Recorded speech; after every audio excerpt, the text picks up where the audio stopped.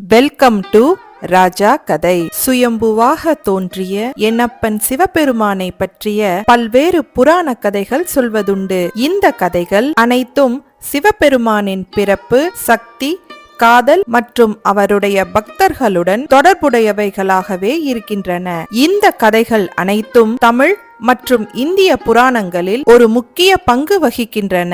இந்த வீடியோல சிவபெருமானின் கதைகள்ல ஒன்றதான் நாம கேட்க போறோம். தென்னிந்திய பகுதியில் கர்நாடக மாநிலத்தில் வாழ்ந்து வந்த ஒரு சிவபக்தருக்கு வயது முதிர்ந்த தாய் இருந்தார். அவரது தாய் தன் குழந்தைகளை வளர்த்து அவர்களை உயர்வடைய செய்வதிலேயே தன் வாழ்நாள் முழுவதையும் அர்ப்பணித்திருந்தார். அவர் தனக்கென்று எதையும் கேட்டதில்லை. முதன்முறையாக தன் ஒரே மகனிடம் காசிக்கு சென்று தன் உடலை விடும் ஆசையை தெரிவித்தார். இந்த ஒரு விஷயத்தை தயவு செய்து நிறைவேற்றிக் கொடு என்று அவர் வேண்டினார். தனது தாய் மீது அளவில்லா அன்பு கொண்ட அந்த மகன் உடனடியாக பயணத்திற்கான ஏற்பாடுகளை செய்வதாக சொன்னார். தனது பொருள் வாழ்க்கை சார்ந்த செயல்பாடுகள் அனைத்தையும் கைவிட்டு விட்ட அவர் மனைவி மற்றும் குழந்தைகளையும் விட்டுவிட்டு அவர்களிடம் பிரியா விடை பெற்று தனது தாயை கூட்டிக் கொண்டு பயணத்தை துவங்கினார். இந்தியாவின் தென் பகுதியிலிருந்து காசிக்கு நடந்தே செல்ல இருவரும் முற்பட்டார்கள். அது ஒரு நீண்ட பயணம். பல வாரங்கள் கடந்த நிலையில் பயண களைப்பில் வயது முதிர்ந்த தாய் பலகீனம் அடைந்தார். அவரால்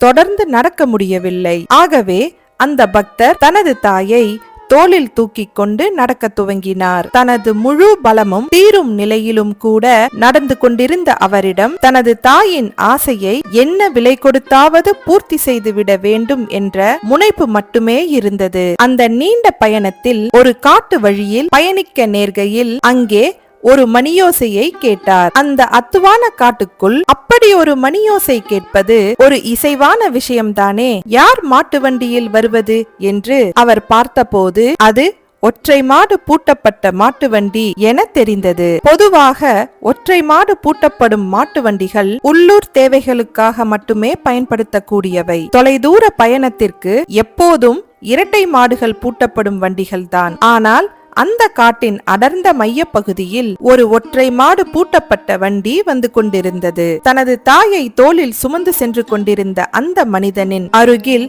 அந்த மாட்டு வண்டி நின்றது. உள்ளே ஏறுங்கள் என்றார் மாட்டு வண்டி ஓட்டுநர். இவர்களும் ஏறிக்கொண்டனர். தனது தாயை வண்டியினுள்ளே பத்திரமாக அமர வைத்தார் மகன். வண்டியும் நகரத் துவங்கியது. தனது தாயை வண்டியில் கூட்டி செல்வது குறித்து மகிழ்ச்சியுற்ற மகன் சிறிது நேரத்திற்கு பின் ஒரு விஷயத்தை கவனித்தார். வழக்கமாக மாட்டு வண்டிகளில் செல்லும் போது பாதையில் மேடு பள்ளங்களில் ஏற்படும் அதிர்வுகள் எதுவும் உணரப்படவில்லை என்பதை உணர்ந்தார். பொதுவாக மாட்டு வண்டிகளில் மேடு பள்ளங்களில் போகும்போது மிகுந்த அதிர்வுகள் ஏற்படும். ஆனால் இந்த வண்டியோ மிதப்பது போல இருந்தது. வண்டியின் சக்கரங்களை கவனித்த போது அவை சுழலவில்லை. பின் அவர் காலையினை பார்த்தார். அது கால் மடக்கி அமர்ந்தவாறு இருந்தது. ஆனாலும் வண்டி சென்று கொண்டிருந்தது. பின் அவர் ஓட்டுநரை பார்த்தார். அங்கு முகமில்லாத ஒரு மேலாடை மட்டுமே இருந்தது. அது வெறுமையான முகம். அந்த ஆடைக்குள் ஒன்றும் இல்லை. அவர் தனது தாயை பார்த்தார். அவரது தாய்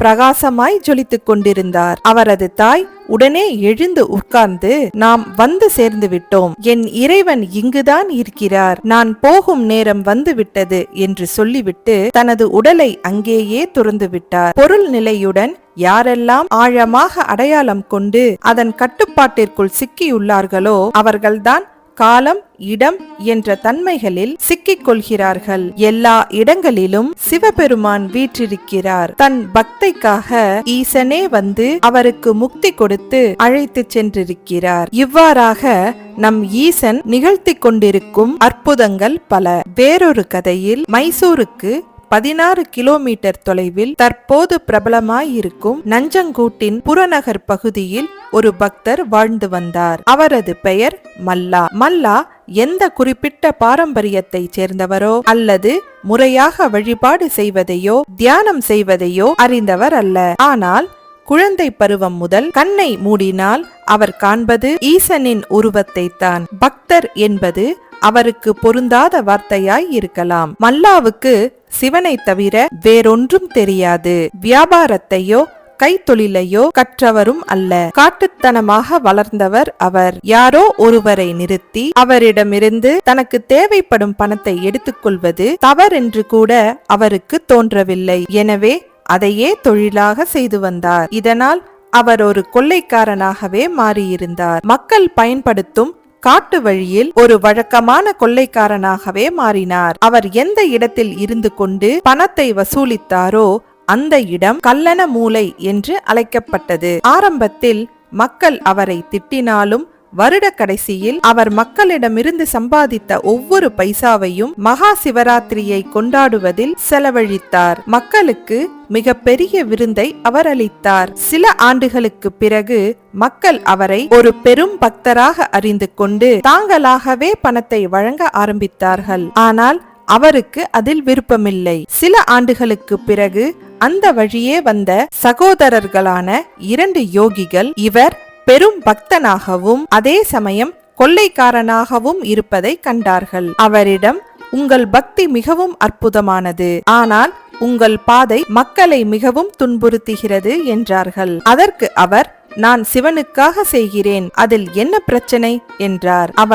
அவர்கள் சமாதானம் செய்து தனியே அழைத்து மற்ற வழிமுறைகளில் ஈடுபட செய்து கல்லண மூலை என்ற இடத்தை மல்லன மூலை என்று பெயர் மாற்றம் செய்தனர். இப்போதும் அந்த இடம் மல்லன மூலை என்றே அழைக்கப்படுகிறது. அவரால் கொண்டாடப்பட்ட மகா சிவராத்திரி பெரும் சங்கமாக அங்கே உருவெடுத்தது. கொள்ளையடிப்பதை கைவிட்டு இந்த 2 யோகிகளுடன் அமர்ந்த 2.5 ஆண்டுகளுக்குள்ளாகவே அவர் மகா சமாதி அடைந்தார். இப்படி அவரை விடுவித்த பிறகு அந்த 2 யோகிகளும் தாங்களும் அப்படியே அமர்ந்து அதே நாளில் தங்கள் உடலை துறந்தனர். இன்று இவர்களுக்காக அழகான கோவில் எழுப்பப்பட்டு கபினி ஆற்றின் கரையில் இன்றும் மல்லன மூலை என்று அழைக்கப்பட்டு வருகிறது. இந்த மல்லாவை போல ஆயிரக்கணக்கானவர்கள் இருக்கிறார்கள். அவர்கள் அனைவரும் சிவபெருமானிடம் சிறைப்பட்டிருக்கிறார்கள். இவர்கள் ஈசனை தேடியவர்கள் அல்ல, எதையும் தேடாத மனம் வலிமை மிக்கவர்கள். சிவபெருமான் ஒரு சிறந்த வேட்டைக்காரன். அவர் விலங்குகளுக்கு மட்டும் கண்ணி வைப்பதில்லை, மனிதர்களுக்கும் தான். இந்த கதையும் அதை போல ஒன்றுதான்.